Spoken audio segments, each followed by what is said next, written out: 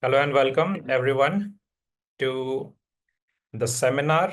Now, before I start with the subject, I wanted to introduce myself.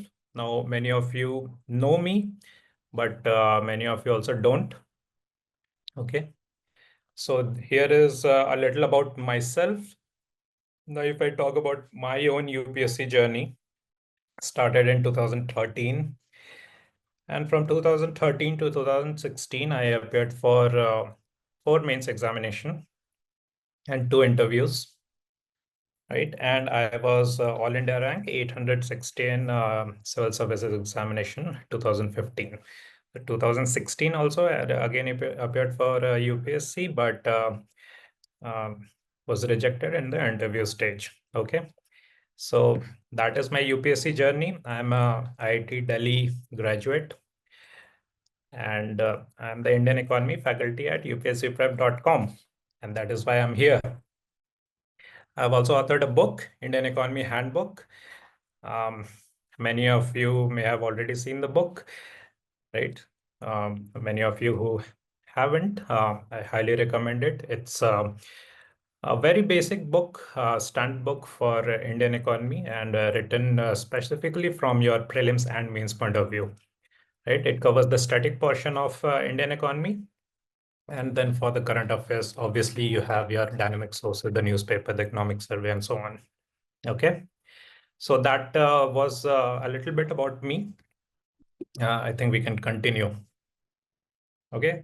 Now, starting with the subject, Indian economy, right? Now, we want to know how important is Indian economy for your UPSC examination. And specifically, we are talking about your prelims examination. Okay. Now, here you can see this is the latest trend with respect to the number of questions from Indian economy that is being asked in your prelims examination. Okay, so you can see 2018 around 13 question. Again, 2019, 13 question, 2020, 21, 14 questions. 22 again was a very big year for Indian economy. So 18 questions. 2023 is again 14 questions, 2024, 13 questions.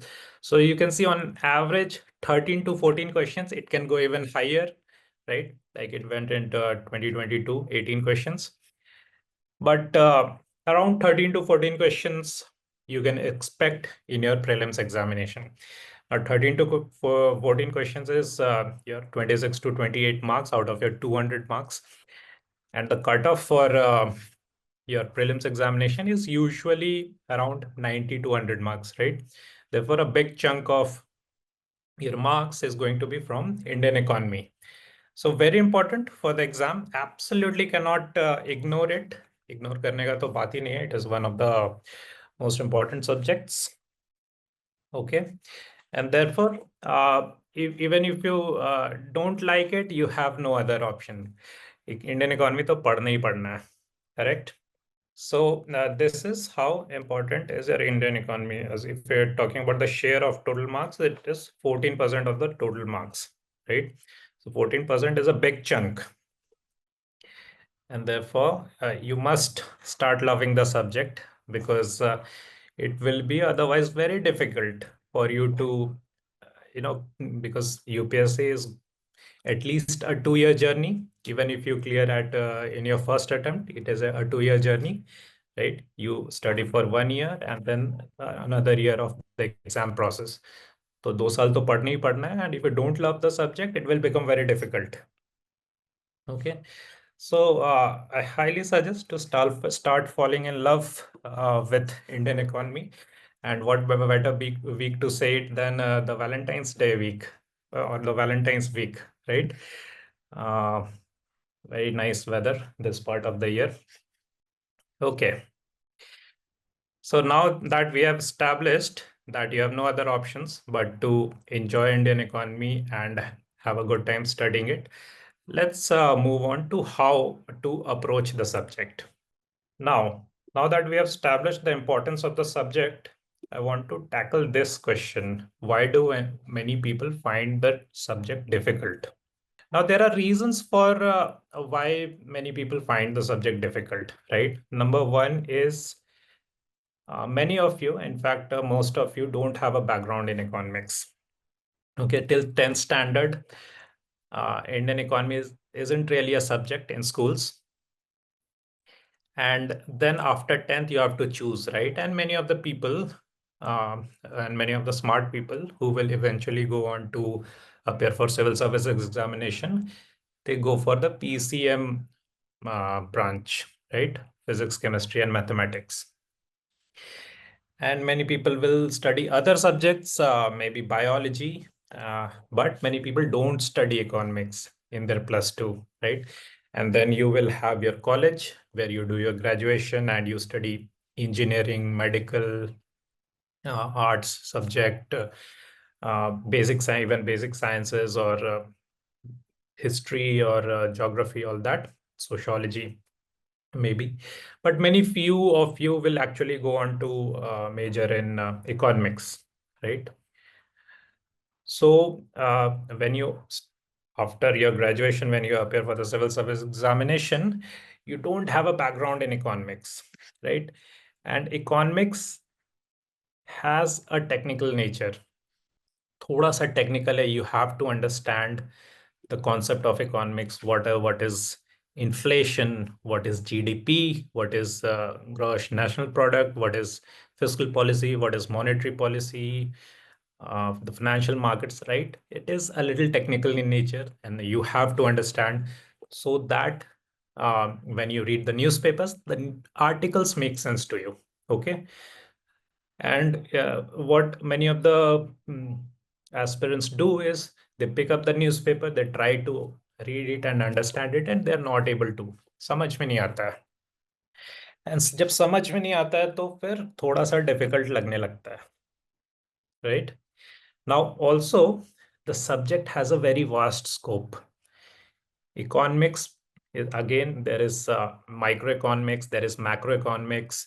Microeconomics, there are so many things. Macroeconomics, there are so many things. There is a separate optional, right, of economics in a UPSC examination. People do very deep research, do PhDs in economics. So the scope of the subject is very vast. There is no end to the depth and the breadth you can cover in economics. Now, do you have to cover all that for your UPSC examination? Obviously, no, right? In your UPSC examination, the syllabus of economics is limited to a sense. In your prelims examination, it will be around 13 to 14% of your total weightage. And in your mains examination, it is part of GS3 paper, and GS3 paper mein around 50%, right? On an average, 8 questions are asked on Indian economy. Out of that 8 questions, generally 4 question is 10 marker, 4 question is 15 marker. So 100 marks worth of questions, okay, out of 250. So 40% of your GS3 paper. Now, for that weightage, you don't have to study everything in economics. So पूरा पढ़ने का जरूरत नहीं है. And that is where the syllabus that is provided by the UPSC and the previous year questions, the questions that has been actually asked by UPSC in previous year, those gives you an idea of how much to cover, in what breadth to cover, and also in what depth to cover. Okay. But क्योंकि इतना vast scope है, and obviously the newspaper is not for the aspirants, right? Newspaper is for the general public, the policy makers, the general readers. तो वहां पे सब कुछ होता है, right? And you, in the beginning, you don't understand what to read and what not to read, and therefore you again start finding it difficult. All right. I already talked about the technical nature. Unless your concepts of economics, the basic concepts are not clear. Suppose there is an article on the fiscal policy of the government, right? It is talking about why the government has reduced the income tax rates for the people, right? It will talk about why it was necessary to increase the consumption demand in the economy, why it was necessary to increase the disposable income in the hands of the people, what is happening to investment, what is happening to government spending. तो अब इतना सारा बात आ जाएगा तो obviously you will feel a little overwhelmed. Okay, कि मुझे समझ में नहीं आ रहा है, because you don't have a background, obviously you won't be able to understand. Okay. And already talked about, not everything in the newspaper is important from your exam point of view. Also, there will be articles about movement of stock prices of certain stocks of certain companies. Okay.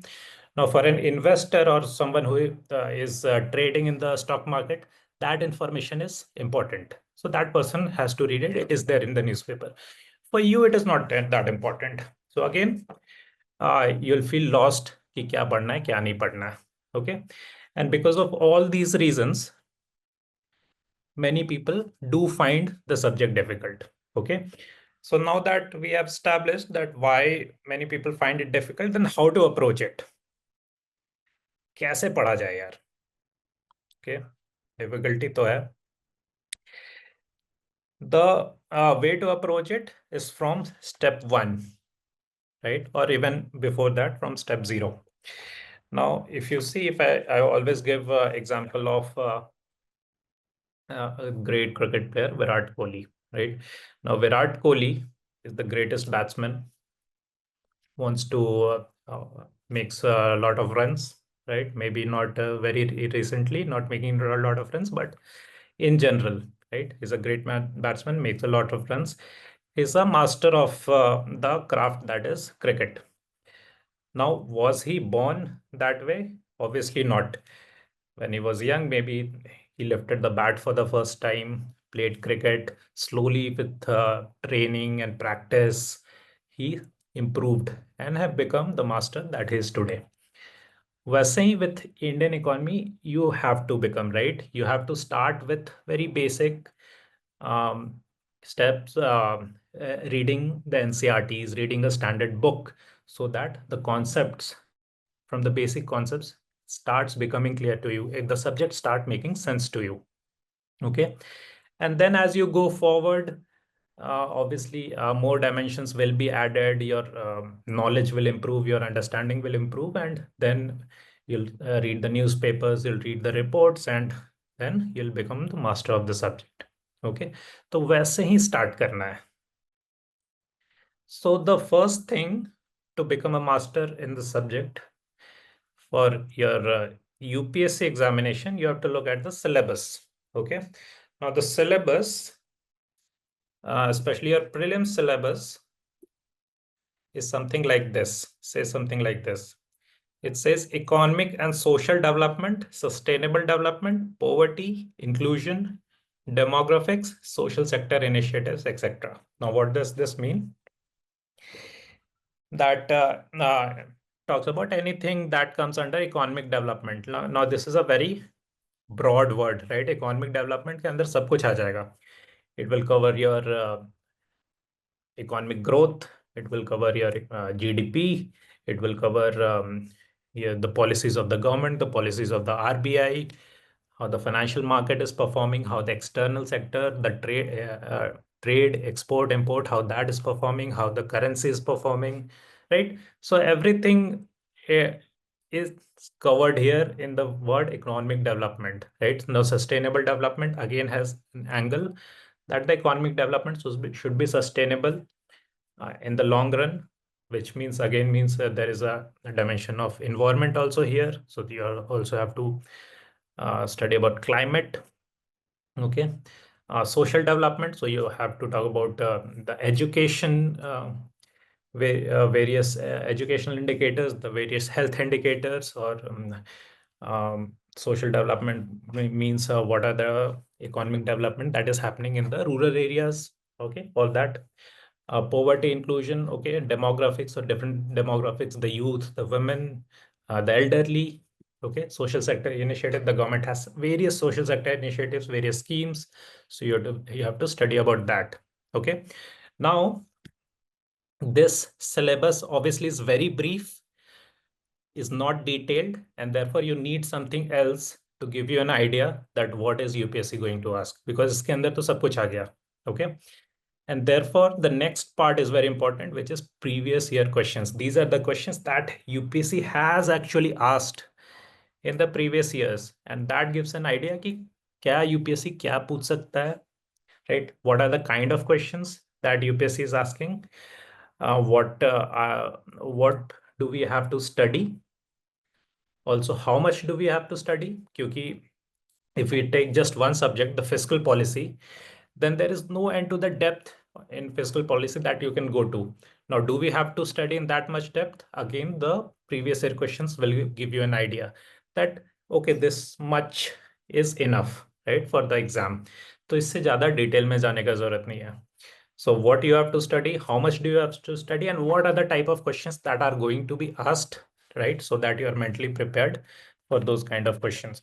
So PYQs is perhaps the most important part that will give you an indication कि actually UPSC क्या पूछने वाला है, कितनी तैयारी करनी है, किस डेप्थ तक तैयारी करनी है, क्या क्या पढ़ना है, एंड किस तरह के क्वेश्चंस पूछे जाएंगे. Okay, and therefore I know I'm not saying anything new क्योंकि सब यही बातें करते हैं, but I hope that I will be able to provide enough evidence of what you have to study so that you become sincere, right? And you start taking it seriously. So to understand what you have to study, obviously the first one is syllabus, but the syllabus is very vague, at least for the prelims. Mains mein it is much more detailed. And the second thing that gives you an idea is the previous year questions. Let's move forward. Now, if you talk about the previous year questions, right? And previous year questions mein dekh ke, if you see the previous year questions, you get an idea of what are the type of questions that UPSC is asking. And I have looked at all the previous year questions that UPSC has asked, especially in the last 12 years. I have looked beyond that also. But I say last 12 years because 2013 was the year when the syllabus of UPSC changed. So the questions that has been asked since 2013 are of more importance. Okay. And I have looked at all the questions that has been asked from Indian economy. And these three are the basic broad type of questions that UPSC asks, right? And we'll look at examples also so that it becomes clear to you. The first is very basic questions, right? Very straightforward questions, theoretical, will test your knowledge, will test your clarity of concepts, right? So these are the very basic questions that UPSC asks. We'll look at some examples of basic questions. Second is, and UPSC asks a lot of these kind of questions, which is application-based questions, okay? So UPSC will give you a real world problem and will say, okay, this has happened. And maybe in this condition, what are the steps that the government can take, or some other application-based questions UPSC can ask. Now here, apart from your clarity of concept, you also have to use logic. Okay. So clarity of concept is very important. And then above that, you also have to be analytical, which what are the different parameters that are involved. If you change one parameter, how is it going to affect the other parameter, right? If you increase the interest rate, how is it going to impact the inflation in the economy? So those kind of logical reasoning you have to understand. Okay. So second is the application-based questions. We'll look at examples of application-based questions. And the third is current affair-based questions. Okay. Now, current affairs-based questions, obviously, what is happening in the Indian economy, at least last one financial year. If you can go beyond that, well and good. Maybe you can go a little more. So last 2 years, but at least last 1 year, current affairs, you should be updated. Okay. Because UPSC is going to ask current affair based questions, anything that is happening in Indian economy or the world economy, even the world economy. So those kind of questions UPSC can ask. So you have to keep updated. Now, if you talk about what is the percentage of basic or application based questions, which are the static questions, right? You don't have to read current affairs for that. And what is the proportion of current affairs based questions is generally 70% of your questions. So that is what I have observed. That 70% of the questions are basic questions or application based questions, and 30% are current affairs based questions. Okay. Now UPSC obviously is not bound to ask these many basic and application based questions, and maybe this year a bit more questions on current affairs, a bit less on application based. Those things can happen, but on a broad level, this is what I have observed from the trends of past 12 years. Okay, 70% will be your static portion. Okay. Now, what do we mean when I say basic questions? So let's look at some examples. Okay. Now the UPSC has asked this question in 2024. It says, in India, which of the following can trade in corporate bonds and government securities? Okay, you have three options: insurance companies, pension funds, retail investors. Okay. And select the correct answers using the code given below. Now, this is a very basic questions because these are the things that you study in your textbook. Okay. Which of the following can trade in corporate bonds? So you have to know what is corporate bond. Okay. And government securities. So you have to know what is government security. Now, corporate bonds, if you have studied, there are two ways through which any company can raise money, right? If you are a company and you want to raise money, you can either do it through debt or you can do it through equity. Debt is when you borrow money, right? You borrow money, then you have to pay back interest, right? And equity is when you sell a part of your company, right? Maybe you sell 5% or 10% of your company to someone else, and that person buys 10% of your company, and then you raise money, right? Now, corporate bond is a type of debt instrument.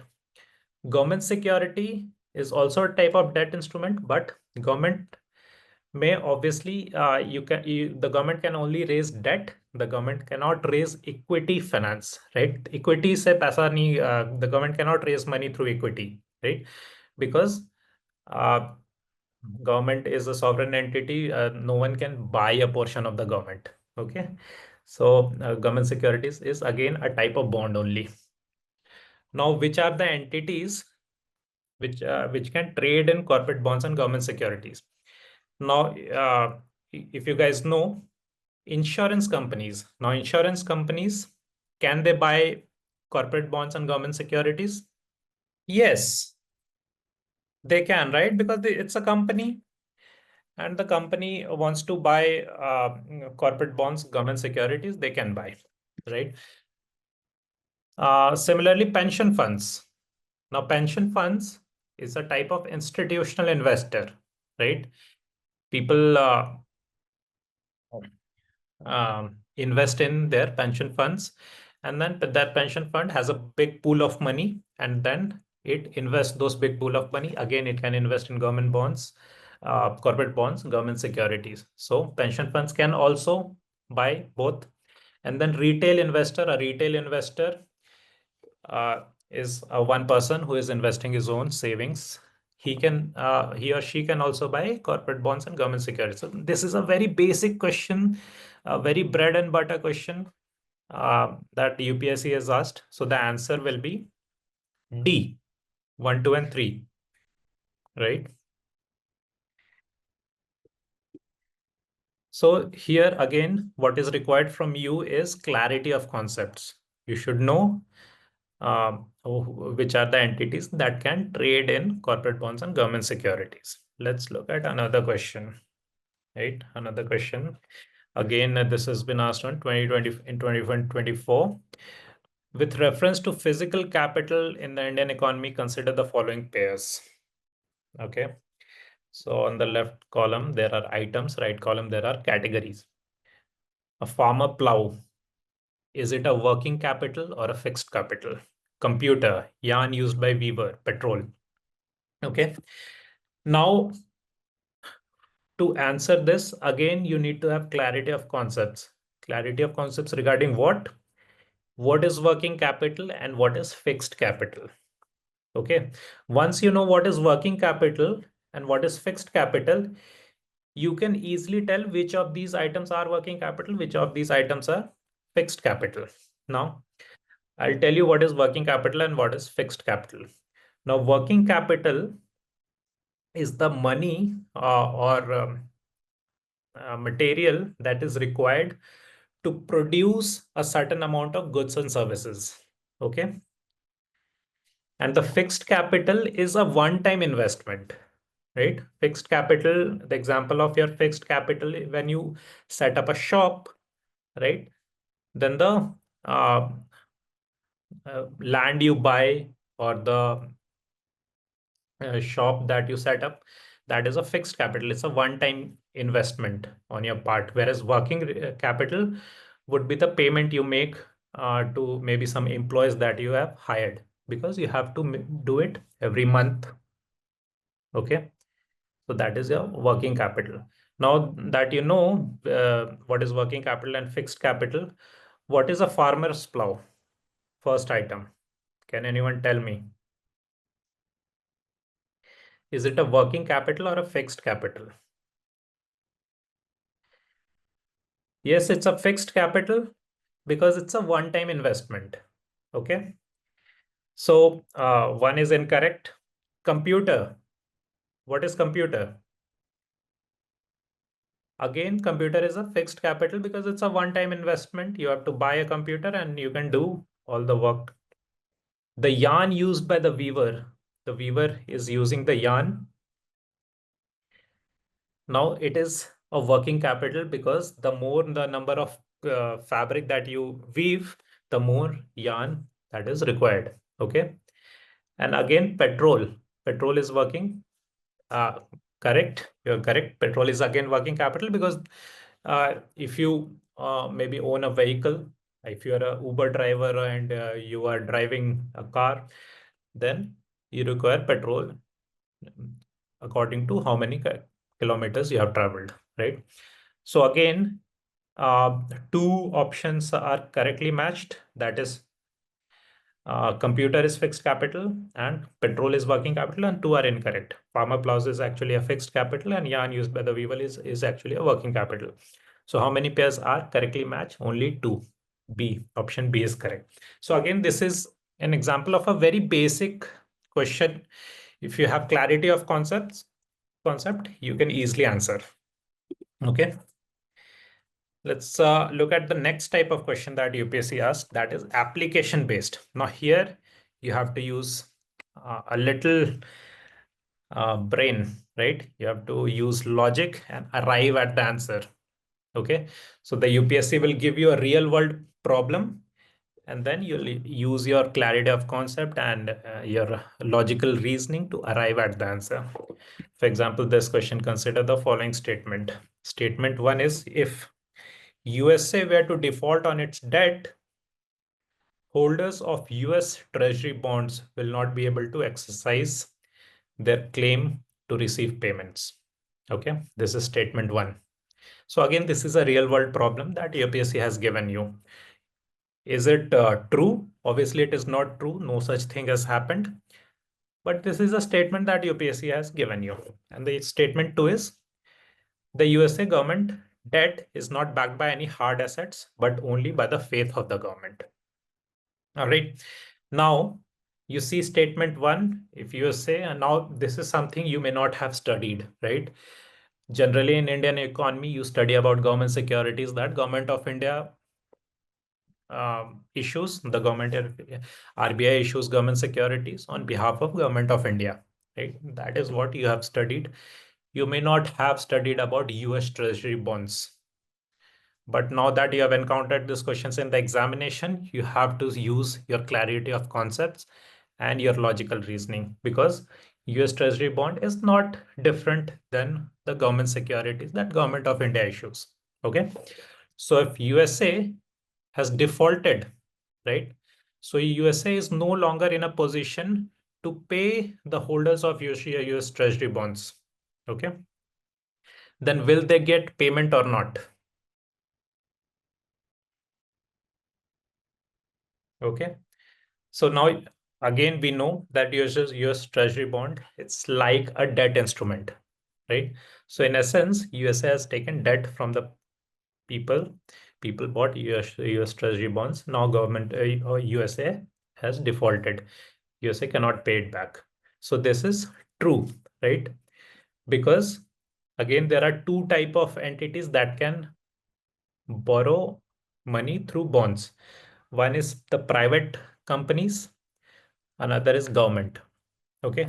Now the private company, the difference between these are the private companies have uh, a certain amount of assets like the building of the company or the brand reputation of the company, something the other assets or the properties of the company that can be sold off. अगर वो bankrupt हो जाती है वो company तो उसका जो जितना भी प्रॉपर्टी है वो सोल्ड ऑफ, उसको लिक्विफाई करके उससे जितना भी पैसा मिलेगा, the amount of money after liquefying the that company, that will be used to pay back the debt, these bondholders. Okay. But if the government defaults, there is nothing that you can sell the government and recover any money. So they will not be able to exercise their claims to receive payment. So statement one is correct. Now statement two, the US government debt is not backed by any hard assets, but only by the faith of the government. Again, is this statement true or false? Can you tell me?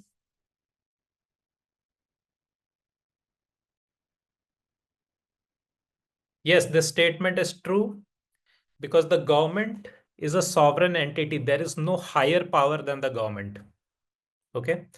तो government के ऊपर कोई power नहीं है which will exercise its rights and dissolve the assets of the government एंड उसको sell करके it will pay back the bond holders. There is no such entity. The government is a sovereign entity. Okay. So if the government has defaulted, which means the people will not have their money back because it is not backed by any hard assets. The only thing, the only fiction that is there, which is keeping the government afloat, is that people believe that the government will pay back their money. Okay. So it is only backed by the faith of the government, right? In your currency note, you'll see these words, right? That you have faith in the ability of the government to pay you back, right? So both statement 1 and 2 is correct, and also the statement 2 is a correct explanation of statement 1 because statement 2 explains why the holders of US Treasury bond will not be able to exercise their claims to receive payment. Okay. Now Manan Ahluwalia is asking, do Indian government securities is backed by any asset? Again, अगर इस question में USA नहीं होता, if USA was not there in this question and it was India, then also the statement would hold true because it is true for the Indian government also. Even the Indian government securities is not backed by any asset. It is only backed by the faith that you have in the government. You have faith in the government that the government will not default, and therefore you buy government bonds, you buy government securities. Okay. So the answer to this will be A. So that is an application-based question where apart from clarity of concept, you also have to use your brain to do some, so apply some logic, right, and arrive at the answer. Let's look at another question, right? So this is a question asked in 2022. With reference to Indian economy, consider the following statement. One is, if the inflation is too high, RBI is likely to buy government securities. Okay. Two, if the rupee is rapidly depreciating, RBI is likely to sell dollars in the market. And three, if interest rates in the USA or European Union were to fall, that is likely to induce RBI to buy dollars. Okay. Which of the given statements are correct? So let's take statement one. If the inflation is too high, RBI is likely to buy government securities. What do you guys think? Is statement one true or false?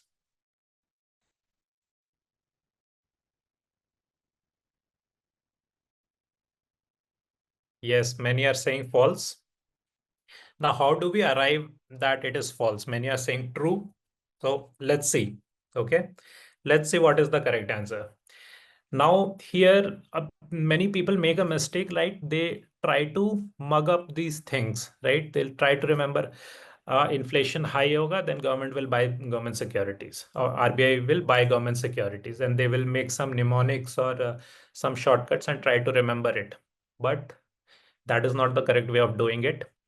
You have to have absolute clarity of concept, that how the Indian economy or how the economy works, what are the principles there, what are the concepts, and how do we arrive at in the very simplest form, right? Now see, if the inflation is high, what does it mean, right? Inflation is high, which means the demand in the economy is more than the supply. Okay. That is what you know about. That is what we know about inflation. Whenever the inflation is high, the demand is more than the supply. Okay. Now, if the demand is more than the supply, the RBI, what is the role of the RBI? To control demand, right? So RBI would like to decrease demand in the economy. Now, let's see what is RBI doing here. RBI is likely to buy government securities. If RBI buys government securities from the market, which means the RBI is giving more money to the market, right? Because RBI is buying government securities, right? So you are a person, you have a government securities, RBI buys the government security from you. So RBI is giving you money. Now I have more money in my hand, so I'll make more demand, right? So now look at the statement again. If the inflation is too high, will the RBI buy government securities or will it sell government securities?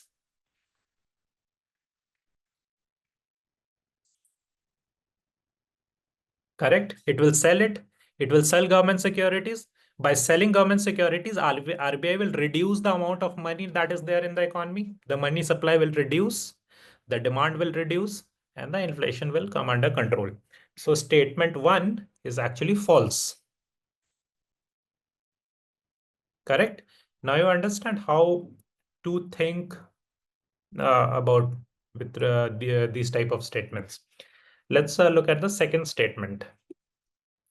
If the rupee is rapidly depreciating, so the rupee is depreciating, RBI is likely to sell dollars in the market. Okay. So what do you guys think about this statement? Is it true? Is it false? What is it?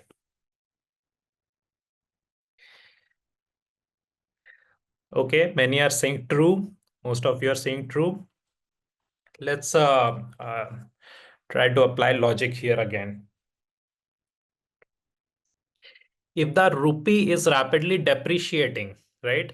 So rupee is depreciating, the value of rupee is going down. What does it mean? Right? Again, go to very basic concept, demand and supply, right? The rupee is depreciating, which means that the demand is less for rupee and the supply is more. Okay. That is why the rupee is depreciating, the value of rupee is going down. Okay. The demand is less and the supply is more. RBI is likely to sell dollars in the market. Okay. If RBI sells dollar in the market, what will happen?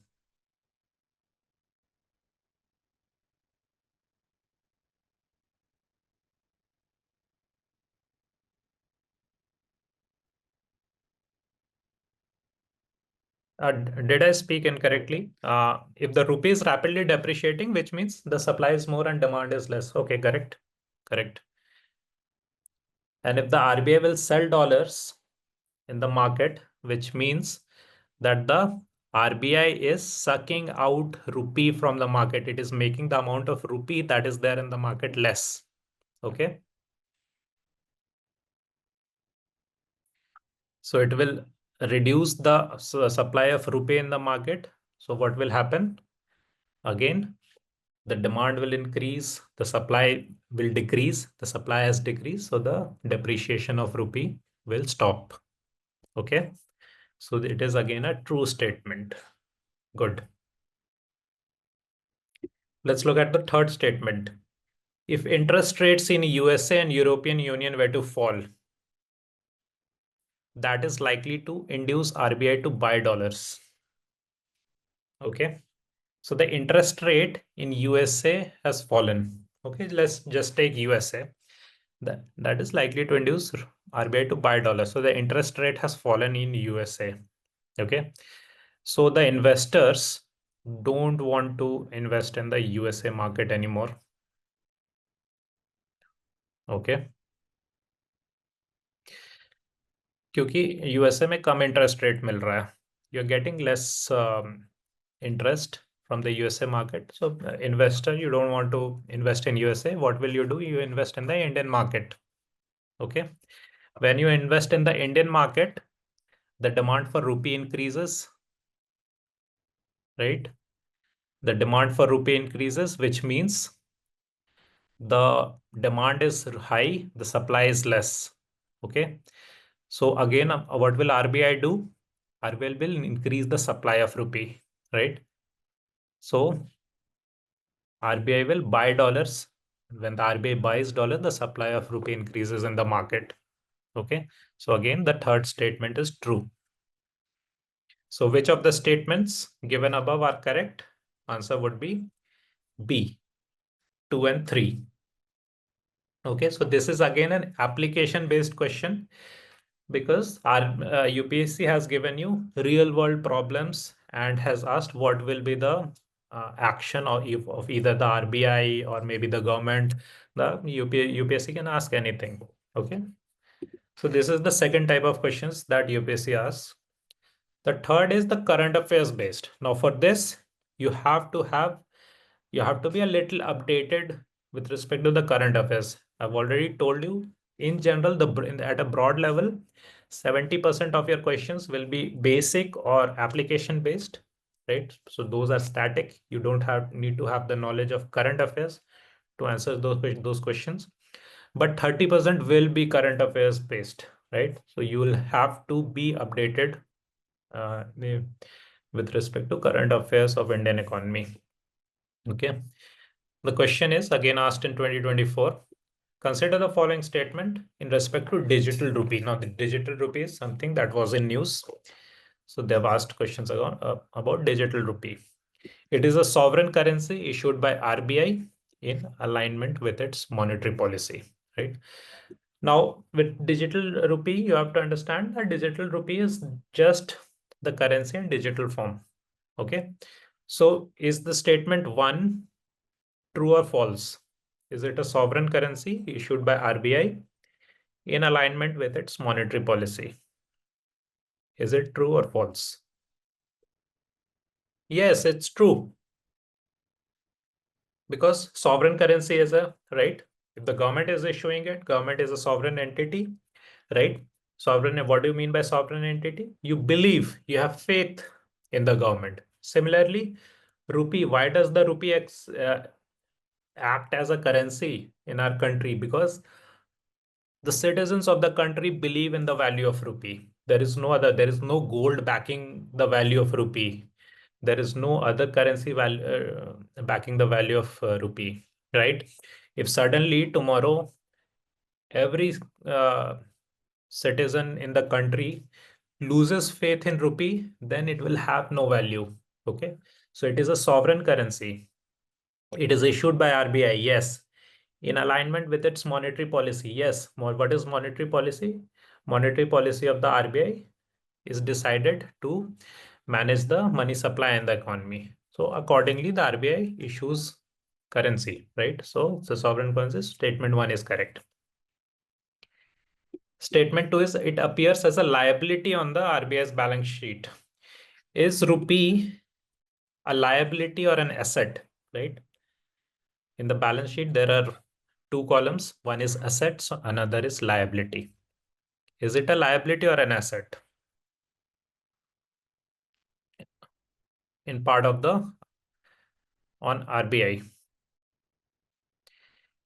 Yes, it's a liability, right? Liability because the RBI is obligated to pay it back, right? You have a 100 rupee note, which means the RBI has an obligation to pay you 100 rupees. Okay. If you read the currency note, it's written there, right? That is, it is the liability of the RBI. So it is a liability. So two is also correct. Third, it is insured against inflation by its very design. Okay. What do you think? Statement three is true or false? It is insured against inflation by its very design. Yes, it is false because how do you insure anything against inflation, right? You'll you study about inflation index bonds, but that is another financial instrument. But the very currency, you cannot insure it is against inflation, right? So the digital rupee is just the physical currency, the 100 rupee note that you have it in a digital form. तो उसको insurance inflation से ensure नहीं कर सकते. Okay, so the statement 3 is false. And 4 is it is freely convertible against commercial bank money and cash. Okay, is it freely convertible?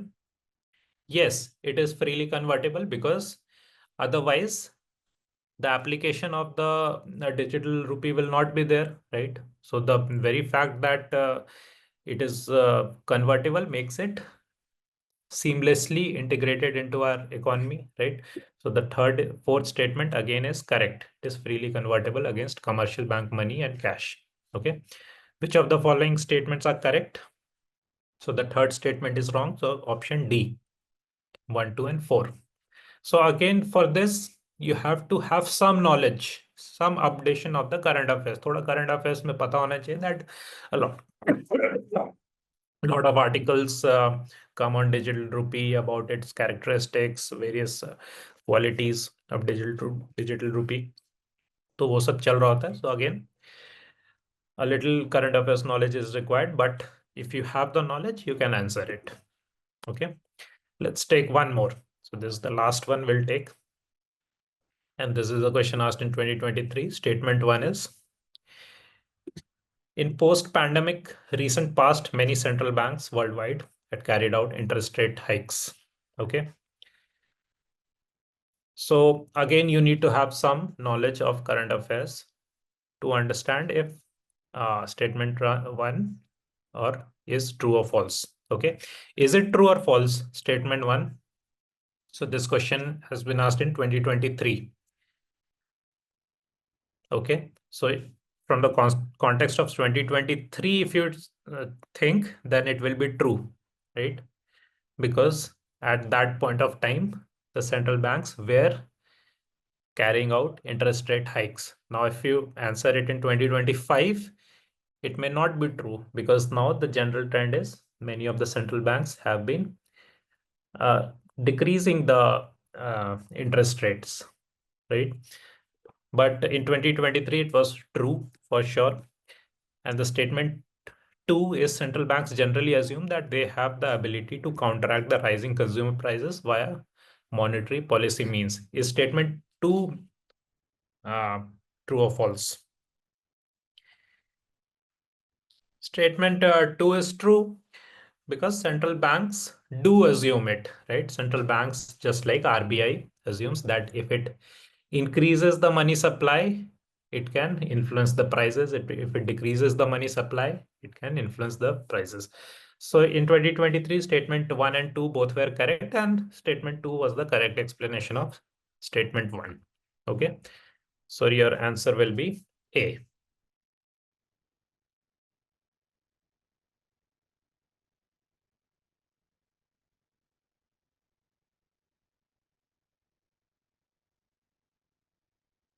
All right.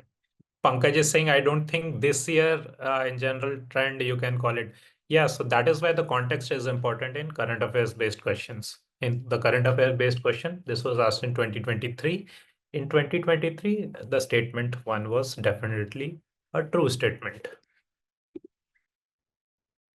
Okay, so we have looked at the various type of questions that UPSC asks, right? Now you know what are the type of question that UPSC is going to ask you. So now you have to prepare for it. Okay. Now, obviously, all the standard books has many chapters and they are written from point of view of prelims and mains both. Okay. Now, if you are studying your books for the first time, अगर पहली बार पढ़ रहे हो, then I highly recommend it to not skip any chapter. Don't think कि ये prelims के लिए इंपॉर्टेंट नहीं है, ये मेंस के लिए इंपॉर्टेंट है and vice versa, and I will have a separate preparation for prelims and a separate preparation for mains. अगर पहली बार पढ़ रहे हो तो don't do that. Okay, don't try to separate what ultimately is inseparable. Okay, there is a flow to the things that are there in the book, right? Any book that you pick up, any of the standard books, and there are many good ones in the market, but वो लिखा गया है so that you have a complete understanding of the subject. Okay, तो पहली बार पढ़ रहे हो तो read each and every chapter. But if you have read the books, then you can do some previous year questions analysis and come to conclusion that these are the chapters which are more important and require more focus on my end, and these are the questions that I can maybe put at a back burner because questions are not been asked from these topics. Okay. So if you look at the total number of questions asked chapter wise, so these are all the chapters in Indian Economy Handbook. That is my book. Obviously, if you have read any other book, that is fine. Also, no issues there. But you should know what is the trend, right? Which are the chapters which are more important for your prelims examination. Okay. Now, if you look here, chapter 2, national income accounting, 4 questions in last 12 years. All right. So every three years, they're asking one question. Then chapter 3, 4, and 5 is growth and development, inclusive growth, inequality, and poverty. Not as many questions are asked on these because these are more mains oriented chapters, right? These talks about the various challenges and various solutions to the India's growth issues or inclusive growth, inequality, poverty. तो इसमें maybe not as many multiple choice questions are formed.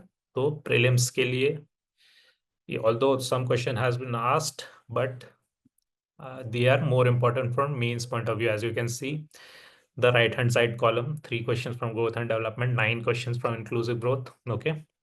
Then again, money is an important chapter from your prelims point of view. 7 questions. So every alternate year, a question is being asked from this chapter. Inflation, again, very important. So 10 questions in last 12 years. So almost every year, a question is being asked. Monetary policy, again, a very important chapter. 13 questions. So every year, UPSC is asking a question. Public finance. Public finance is where you study the budget, right?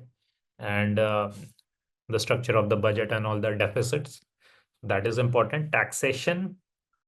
Again, every alternate year, almost the government is asking question on taxation. In fact, this year, taxation has been in news a lot because of the announcements of the government in the budget. So maybe this year it will become important. So again, very important chapter. Banking, lots of question every year, at least 2 questions. UPSC is asking on banking. Okay. Financial market, so stocks and bonds and futures. So financial market, maybe questions are being asked every year. Agriculture is a very important chapter. So from the mains point of view, in fact, it is the most important chapter in Indian economy there is. But even from the prelims point of view, almost you can expect one question, right? Then industry, infrastructure and services, not as many questions because these are more of your means oriented chapters. But then this becomes important, the external sector, chapter 17, 22 questions, which means again 2 questions every year from external sector. So external sectors have your concepts like balance of payment, exports, import, um, exchange rate, uh, foreign exchange reserves. All these concepts are there in external sector. So again, very important.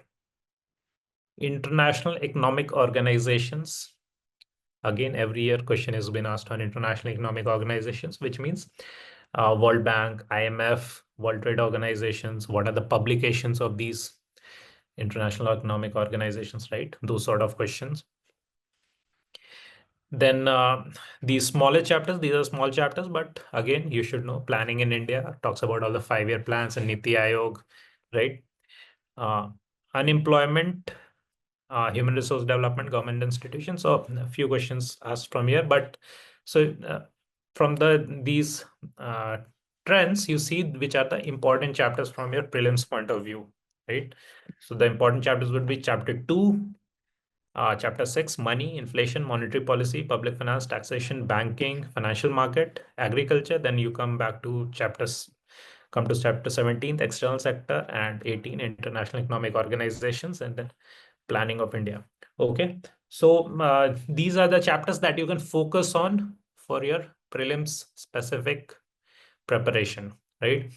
But if you are studying it for the first time, then I highly recommend it to go through each and every chapter, because first you can never expect UPSC to not ask questions from anywhere.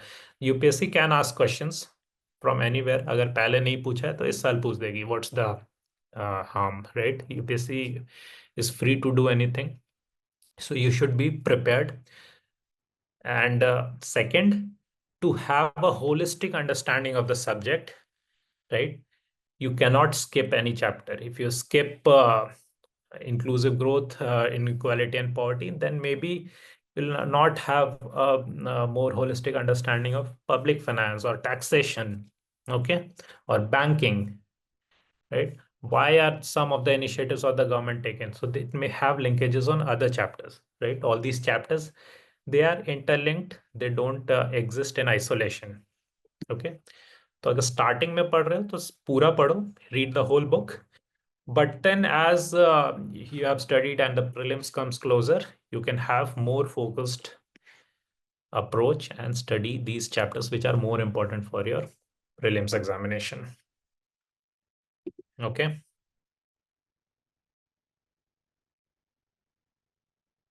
Let's come to the sources that I recommend for the subject. Okay. Now the sources, there are 4 sources I recommend. 2 for the static portion and 2 sources for the dynamic portion, that is current affairs. Okay. For the static portion, you have your NCERT and a standard book. Okay.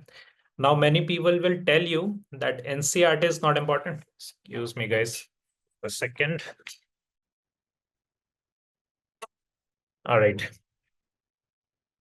Now, many people will tell you that NCERTs are not important. They are very basic, and just directly jump into the standard book, study that. Or many people will tell you only read NCERTs and don't read any standard book. Okay. Now, both of these, I mean, there are so many ways of clearing this subject. So, but what I recommend, and that is from my own experience, and this is the conventional wisdom, that you should study the NCERT. All right. The NCERT is important because it is the only resource that is published by the government, right? Your UPSC Civil Services Examination is a government examination. It's conducted by the UPSC, which is a government body, and NCERT is the only resource that is published by the government. Okay. And therefore, UPSC does tend to ask a lot of questions directly from the NCERTs. It is true that whatever you study in the NCERT will eventually also be covered in the standard book, but don't miss the NCERTs. One, direct questions will be lifted from NCERT, and two, you should be aware of the language used in the NCERT, because that is the language ultimately that will also be used in your examination paper, the language that will be used by the UPSC in its questions. Okay. Now here you have two books. There's the class 11th Indian Economic Development, a very thin booklet. If you study it, you can cover it in just one day, right? Another book is class 12th Introductory Macroeconomics. Okay. It is again not very thick. You can cover it in 2 days max. Okay. So do study the NCERTs. Now, you can begin with the NCERTs and then go on to the standard book. Another option is you can read the standard book and then go to the NCERTs. That is your preference. Both are well. दोनों में कोई दिक्कत नहीं है. You can have any preference, right? But do study the NCERTs, because UPSC is going to lift questions directly from NCERTs. Okay.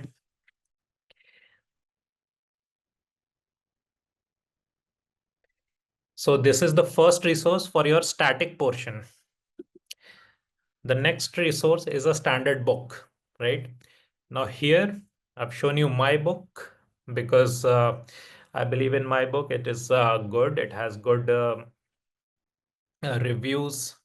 People, my students read it and they find it very useful. So I'm confident recommending it, but this is not the only standard book that exists in the market. There are other good ones available. So if you have studied any of the standard book, so be it Ramesh Singh, right? Ramesh Singh is good. Nitin Singhania is good. Vivek Singh, good book. I think there are a few more. There is one by Study IQ. Any of the standard books, the content is not going to be very different, right? All the books will have everything. Even my own book will cover everything. I have tried to use very simple language and lots of examples so that it becomes easier to understand. So if you want to consult this book, or if you have, well and good. Okay. But if you have studied any other book, standard book also, that is fine. Uh, all I will say that stick to your standard book. Don't pick more than one, right? If you have studied any other book, if you have studied Ramesh Singh, stick to it. Okay. Keep revising it. Keep revising that one resource that you have studied. You don't have to pick another book, because that will be a duplication of efforts. It will not add much value, but it will take a lot of effort to read another book. So whatever standard book you have studied, stick to it. Now, standard book I recommend, because NCERT in itself is not going to be enough for UPSC examination. NCERT is 11th and 12th level. It is very basic. You need a little more understanding, a little more understanding of Indian economy, which is not covered in NCERT. थोड़ा सा एक level ऊपर जाना है, and that is why you need a standard book. Okay.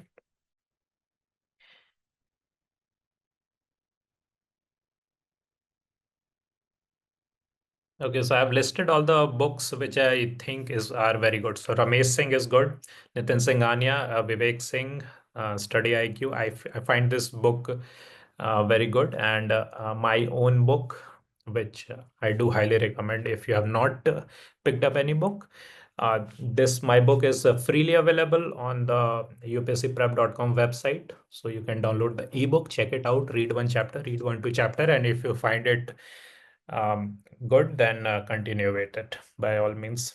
And if you don't, then you're free to uh, pick up any other book. Those are fine too. All right. Shivani Singh, Sanjeev Verma. I have not read Sanjeev Verma, so I cannot comment about it. But many people say that it is good too. I think do your research, because this is the standard book is where most of the heavy lifting will be done. Right.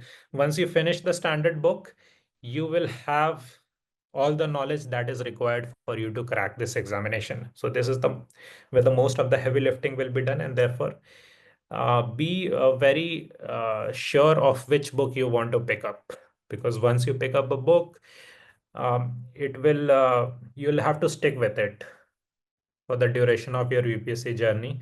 If you change your standard book at any point of time in your uh, uh, later in your journey, it will take effort for you to finish another book.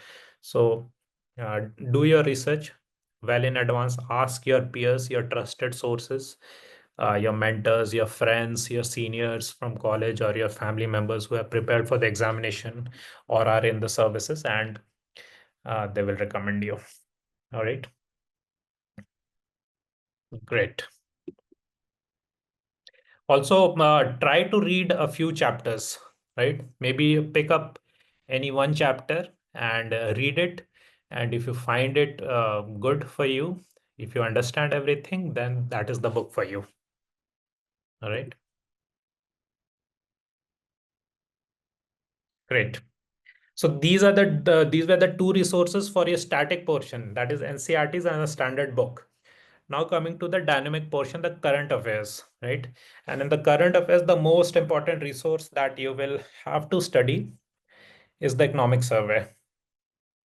Now, things I want to say about economic survey. Economic survey one is an annual document that is published by the government one day before the budget, right? So this year, this economic survey 2024-25 has been already been published on 31st of January. Okay. Now, not everything in the economic survey is of use. Okay. Because it is not a report that is written for the UPSC aspirants, right? It is a government report that is written. It entails everything. It is the report card of the performance of Indian economy in the past financial year. And it is for policymakers or general economists or general readers who wants to know everything about Indian economy. From your exam point of view, not everything is of importance, but again, many things are of importance, and it is one of the favorite resources for the UPSC to pick questions from. Every year, be it your prelims examination or your mains examination, 2-3 questions UPSC will pick from this resource, right? And therefore, it is very important. Now, if you are a bit into your preparation, have studied the standard book, have good clarity of concept, maybe it is your second attempt or third attempt, then you can pick up the economic survey, read it in full. It is a very excellent resource, very enjoyable to read. So you can read the full document. But if maybe it is your first attempt, you're a beginner, then economic survey may feel overwhelming and you may not have an idea of what to read and what to skip. So for that, maybe you can look at one of the summaries of economic survey, which is released by many of the reputed coaching institutions, right? Even UPSCprep.com, I have prepared a summary of economic survey, which is freely available. I've also recorded a video on economic survey, which is there on the YouTube channel for everyone to watch. So you can consult that. You can consult any other reputed coaching institutes summary also.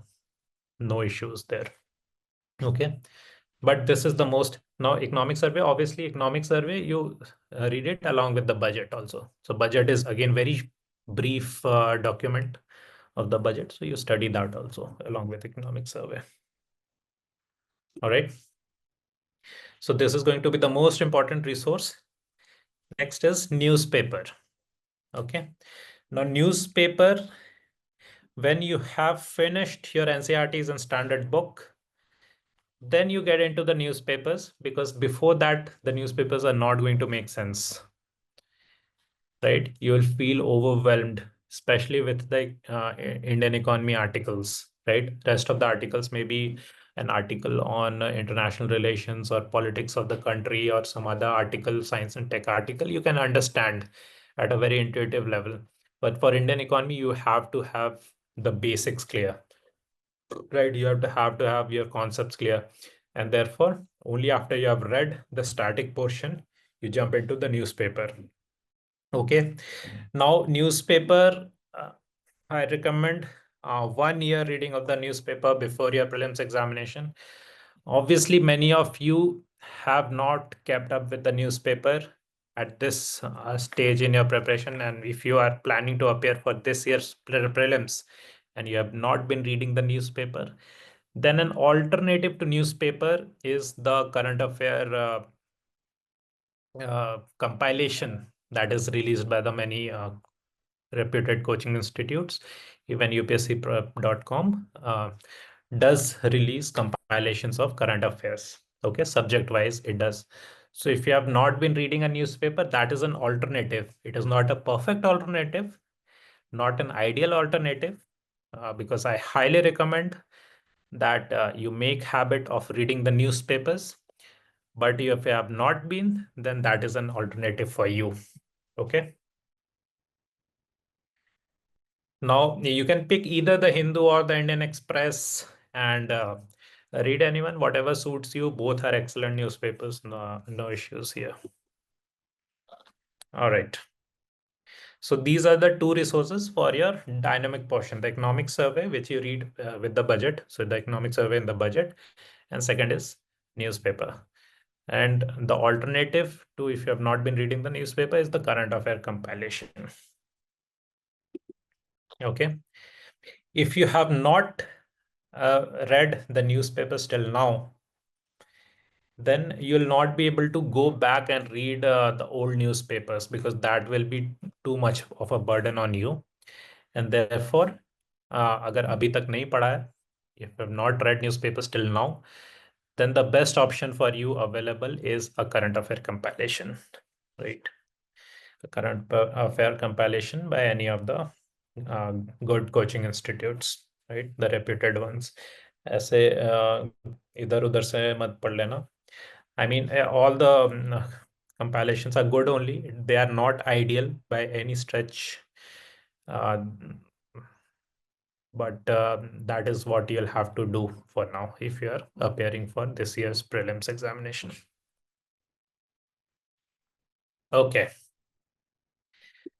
So this is the strategy for Indian economy. I will summarize it here.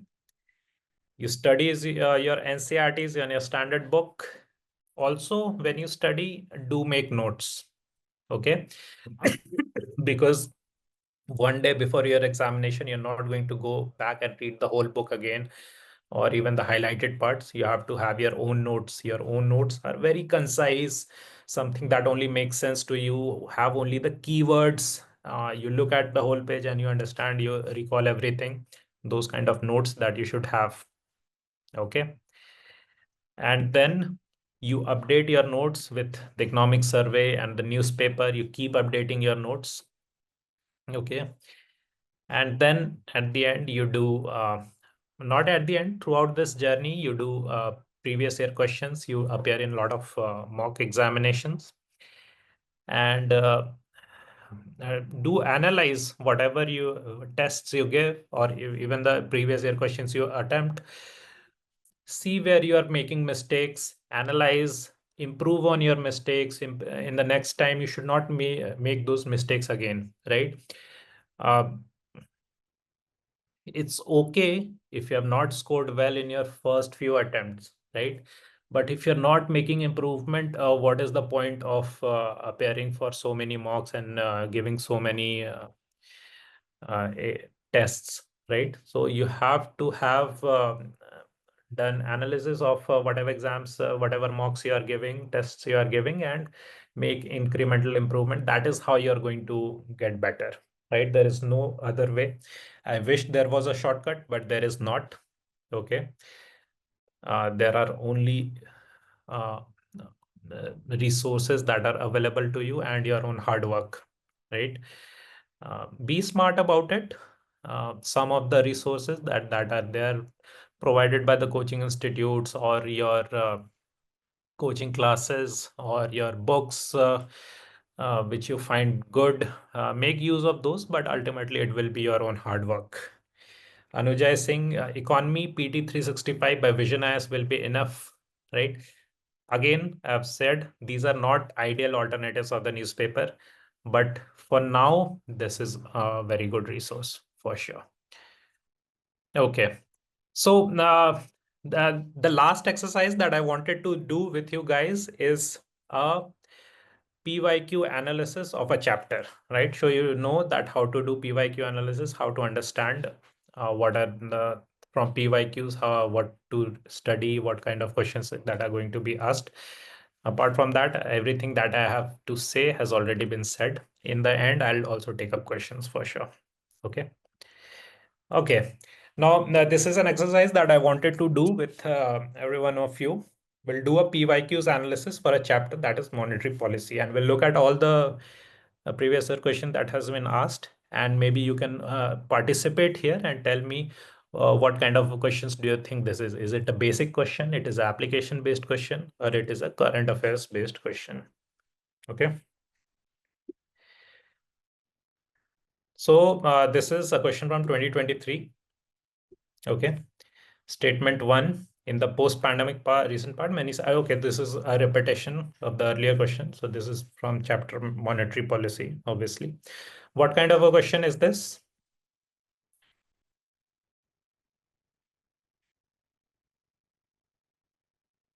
Yes, it is a current affairs based question. Also, maybe a little application based question also, but take a current affairs based hai. Let's look at another question again asked in 2023. So you see two questions from monetary policy. Which one of the following activities of RBI is considered to be part of sterilization? Okay. So you should know what is sterilization. So it is a very basic question that you study. Sterilization is when you conduct open market operations to stabilize the currency. Okay. So the answer is A.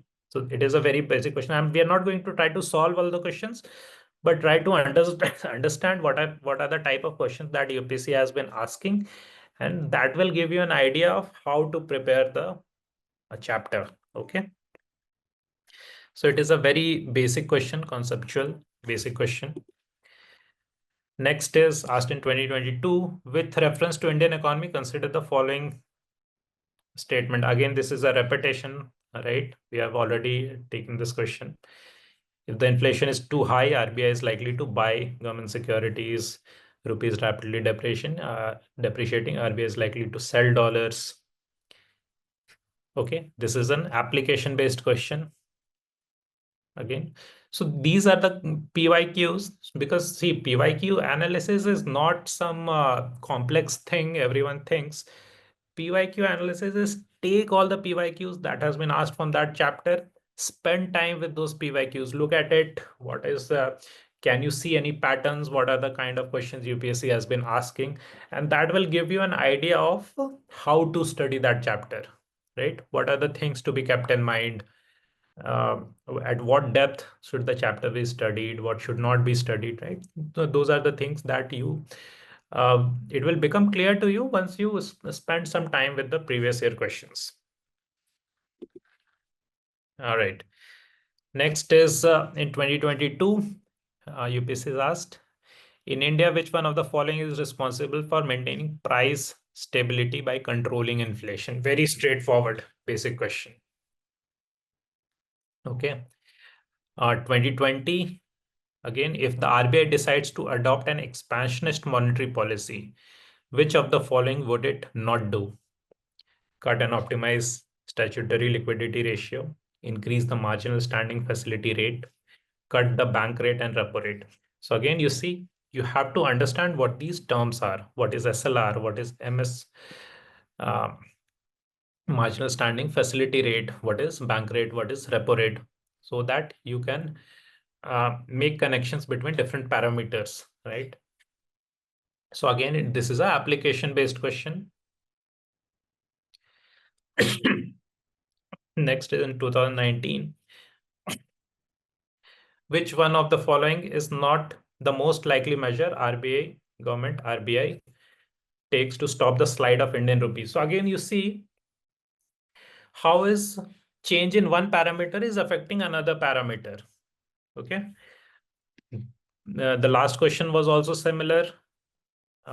This question is also similar. The value of rupee is changing. So what are the measures that are RBI is likely to take or not likely to take? Okay. So we're not trying to solve these questions, but just trying to see what kind of question. So this is again an application based question. The UPSC has given you a real world situation that the rupee is sliding. What will the government do or the RBI do? Okay. Next is in 2015. With reference to Indian economy, consider the following: bank rate, open market operations, public debt, public revenue. Which of the following components are components of monetary policy? Okay. So again, very basic question. If you have good clarity of concepts, if you know your stuff, then it is a very easy question also. Next is when the RBI reduces the SLR, statutory liquidity ratio, by 50 basis point, which of the following is likely to happen? So again, this is a application based question. UPSC has given you a real world situation, asked you what is likely to happen. Okay. Will the India GDP growth increase drastically? FIIs may bring more capital into our country. Scheduled commercial banks may cut their lending rates. It may drastically reduce the liquidity to the banking system. Okay. So yes, Shivan is saying C because you understand what is SLR. When the SLR is the money that the banks have to keep aside in form of government securities or gold or cash, right? So if it is reduced by 50 basis point, which means now banks have to keep aside lesser amount as SLR, which means that the bank have now more money to lend out to people. अब ज्यादा पैसा है, the banks has more money too, so the bank will look to decrease the interest rate so that more people, more clients also come to the bank to ask for loans, right? So the C option is correct. Scheduled commercial bank may cut their lending rates. 2016, the question is, which are the purposes of marginal cost of funds based lending rate, MCLR, announced by RBI? Okay. So these guidelines help improve transparency in methodology followed by banks in determining interest rates on advances. These guidelines help ensure availability of bank credit at interest rate which are fair to the borrowers as well as the banks. So again, you have to know what is MCLR, what is the MCLR, uses of MCLR, how it is determined. Okay.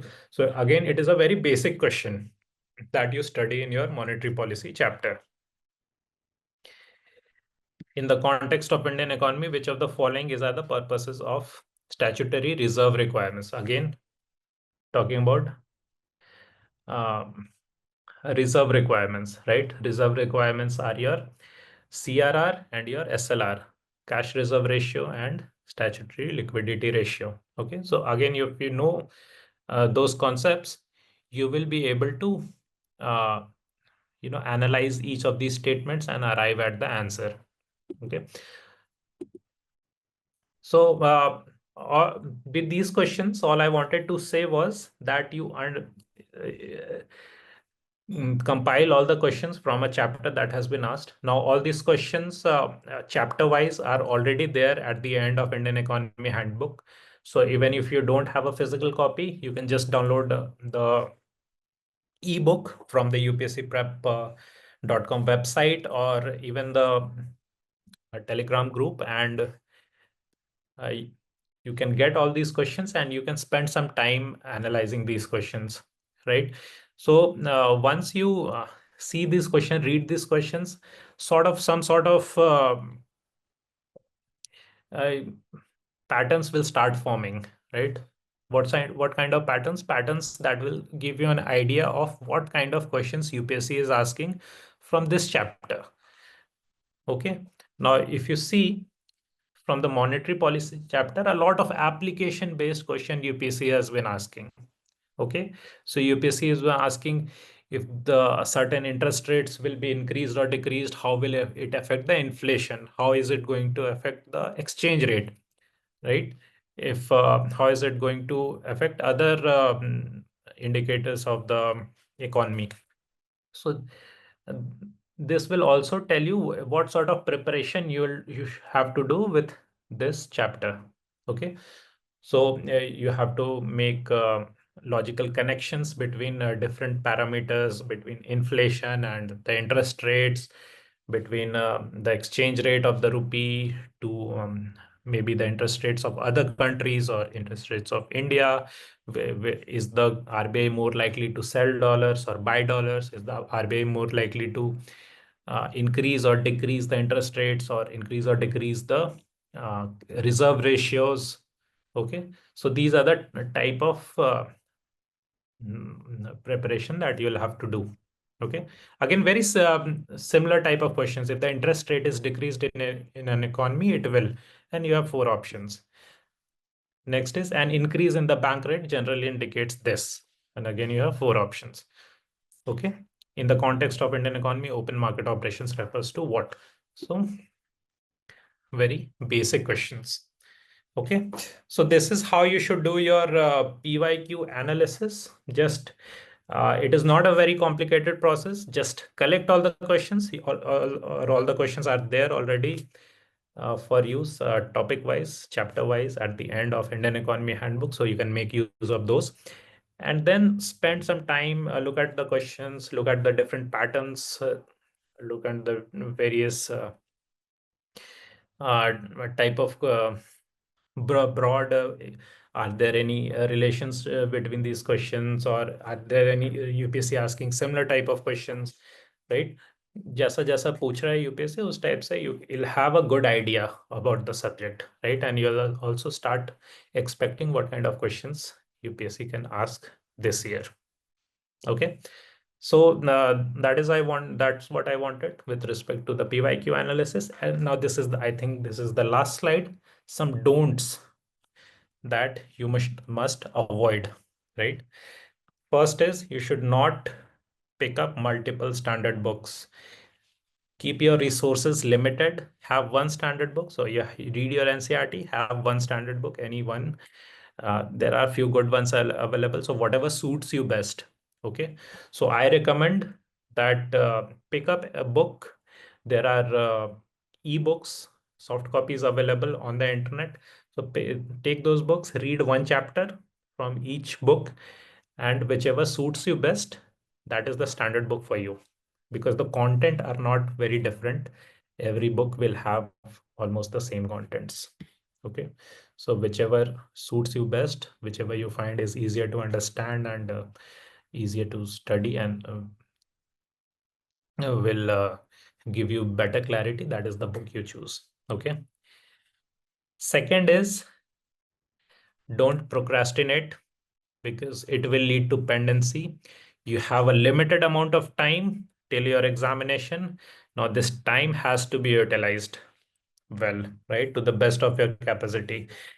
Now, if many people have habits, they have a smartphone, they will try to check out their social media, they'll try to check out reels, and these are very addictive, right? And once start watching something on YouTube or something on Instagram, and you don't know, and 2 hours has gone by, 2 घंटा निकल गया, right? So again, this is something that you'll have to take care of. So don't procrastinate, because it will lead to pendency. How many of you have a habit of scrolling social media and YouTube? Tell me.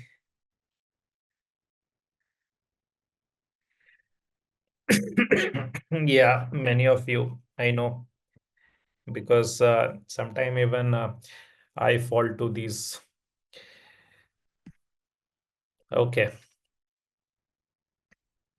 great. So there are many good ways of limiting your social media, deleting the app or limiting the time you have with your phone. Some good apps that will help you. So whatever suits you, because these time is of importance, right? Time is the only currency you have right now till your examination. So use it very wisely. Third thing that I want you to avoid is total reliance on any topper's notes. Some topper of previous years, maybe even rank 1, rank 2, yeah, good rankers, I mean, obviously, they want best for the aspirant, and they have uploaded their notes. But notes are something that should make sense to you only, right? If some other person has uploaded his notes and you rely on their notes, that is not going to be very beneficial for you. So don't completely rely. If you can look at how they are making their notes, and some inspiration you can take, but you should have your own notes. Okay. Uh, at least in the first reading, you try to underline the important keywords, things, and then in the second reading, you start making your own notes. And it is a very fruitful exercise. It will give you great clarity of uh, thought or clarity of concepts if you make your own notes, because it is a process in itself. So the end result, the notes are obviously they're important for revision, but the process of making notes, right, that is where your understanding improves. That is where you become a master of the subject, right? And obviously the notes are not something static. It will keep on changing. You'll keep on deleting also. Few things you'll delete or cross out, and few things you'll add. You'll read something important in the newspaper or some report or some information, some data you'll get. You'll integrate them onto your notes. So final notes is very concise, but also very useful for you for revision, for last minute revisions or constant revisions, and will help you excelling in your examination. Okay. And the last thing that you shouldn't do is you shouldn't be afraid of giving tests, right? Because that is the ultimate goal. You want to excel in the examination. So give as many mocks as you want. Obviously, attempt all the previous year questions, but also give some mocks. Various mocks are conducted by various institutes. So give those tests. Um, you may not perform very well, but analyze your mistakes and don't make the same mistake again. And that is how you improve. Okay. All right, great. And finally, I wanted to tell you that obviously the prelims 360 batch of UPSCprep.com is on, and I'll be taking the Indian economy classes. So if you're part of that batch, I'm looking forward to have more detailed discussions chapter wise, and I'll cover everything that I've tried to uh, cover here in this seminar will be done in greater detail, in minute details in the classes. All right.